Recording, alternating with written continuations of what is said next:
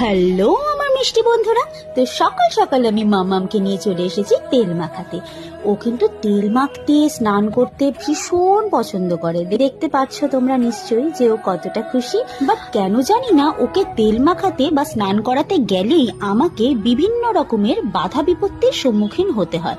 তার মধ্যে সবচাইতে বড় বাধা হলো ওর বাবা। দেখো কেমন হুমড়ি খেয়ে নাচ দেখছে।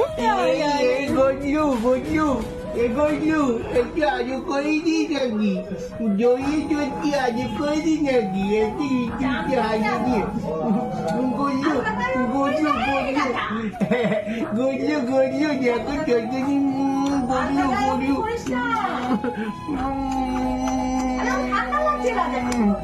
গজলু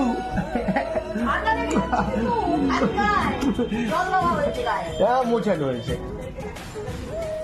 না বইটা